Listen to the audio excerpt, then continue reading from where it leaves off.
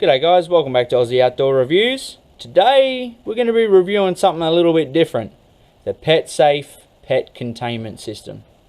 Some of you guys might be thinking, what the bloody hell are you reviewing a pet containment system for? Well, if you go camping with your family, sometimes it's great to take the dog. Other times you think, oh, I'm not taking the bloody dog because it's going to run off or it's going to disappear, it's gonna chase other dogs. But I tell you what, camping with your dog can be pretty enjoyable as well.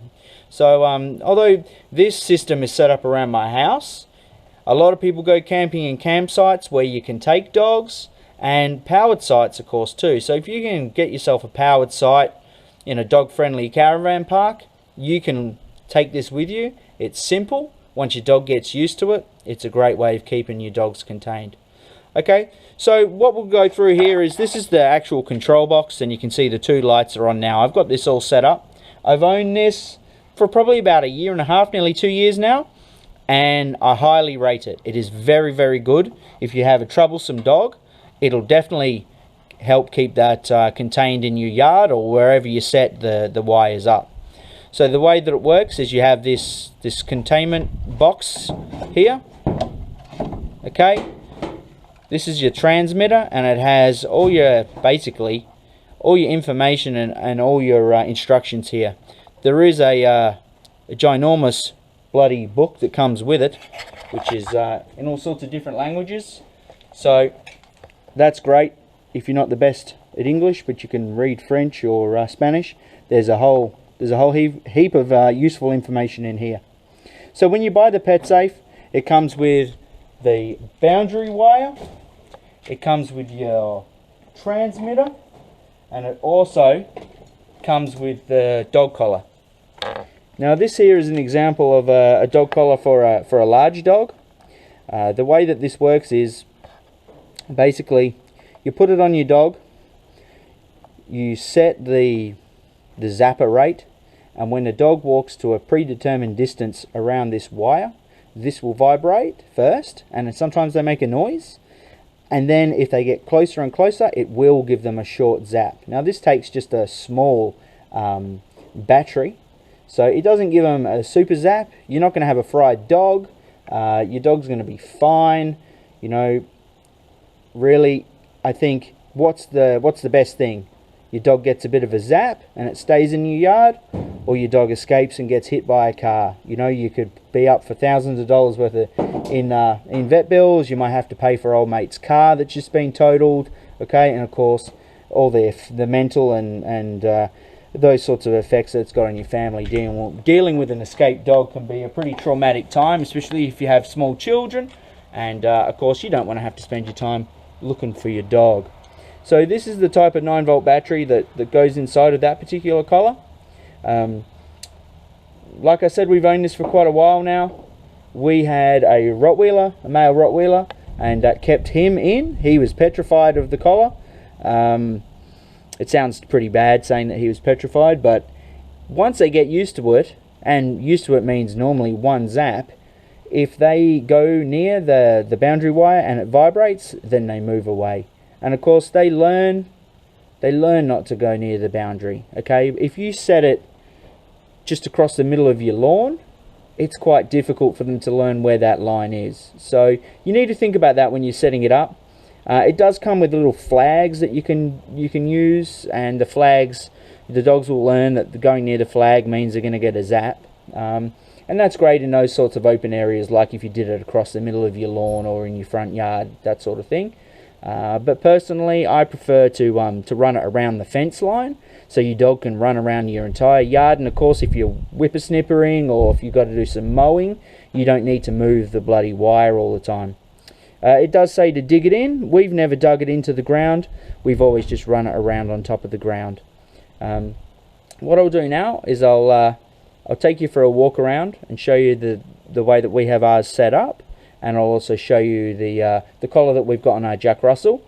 It's a lot smaller than that one, and you know, the dog's always happy to put the collar on. She doesn't associate the collar with getting zapped or anything like that, so you don't need to be scared of that if you decide to get this for your dog. Okay, so you can see here that you have a boundary wire in and out, basically, and this provides a current that goes through that wire. If the wire breaks, which we'll simulate now by ejecting this, if I can do it one-handed. Okay, so that beeping noise means that there's a break in your loop. Okay, and that loop can be, like I've just pulled it out of the socket, but it could also be a break in the wire if you've been lawn mowing or whippersnipping, or something's happened and the wire's broken. So there's an audible alarm that you need to look into your system. Okay guys, so basically you run your loop around the area and you plug it in here. You got your in and out. If you have a break in the wire, it will beep. You can see here you have a boundary width control. You've got the power in your loop. So if your loop goes out, this light goes out. If the power goes out, this light goes out. Okay, so this boundary width control here, basically this means how close your dog can get to the wire before the collar starts to activate. So we have it set on 4. You have it set to the size of your boundary. So if I turn to anywhere above 4, of course that would mean that the dog can't go very close to the boundary wire. Okay, where it's set up at the moment, they can get about a foot, maybe 2 feet to the boundary wire before it starts to vibrate.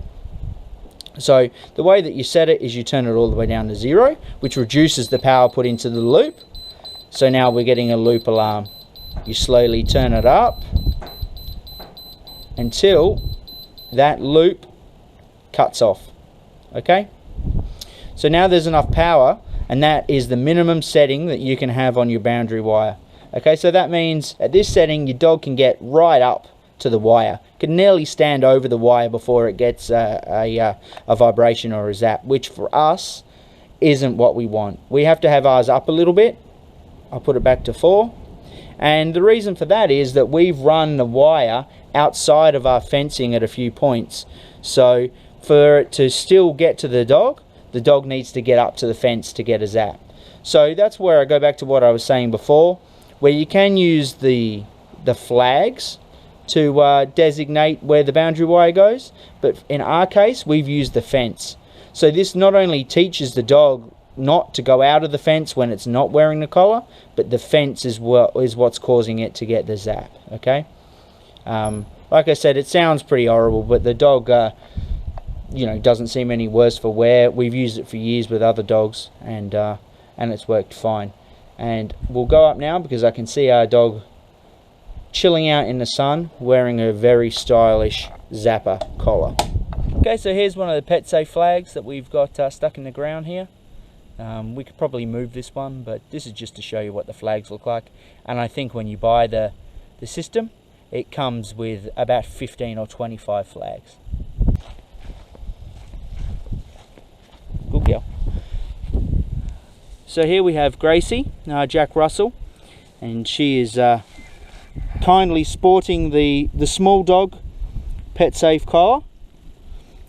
And here you have Scout, who's her sister, who does not have the PetSafe collar on. We found that you don't need to fit both dogs with the collar.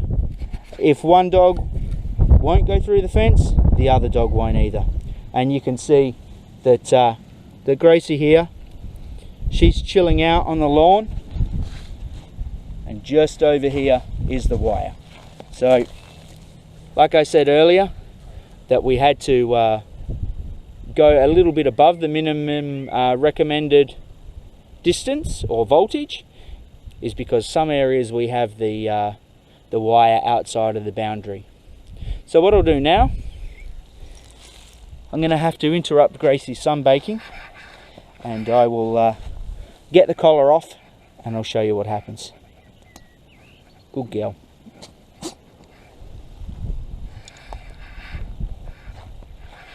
Now, I don't know if you can pick that up. The collar is, we're about 2 feet, and the collar is beeping slightly. Now it's vibrating more and more, and once you get any further, it will give you a shock. Okay guys, so as you can see, the PetSafe boundary system definitely gets Gracie's seal of approval. She's none the worse to wear for wearing the collar, you can run it outside of your boundary and you don't need to worry about your dogs escaping. And I tell you what, it is a good insurance policy. You can leave your dog outside and you don't need to worry about her or him escaping, especially when you live in an area like this where there's paddocks and there's cows and there's lots of different little creatures that the dogs like to chase. Alright guys, if you've got a dog, consider the boundary wire system from PetSafe. I highly recommend it. It's a great product, and it definitely works and keeps all sorts of different dogs in, no matter if they're big, small, lazy or hyperactive. So check them out and have a good day. Thanks fellas.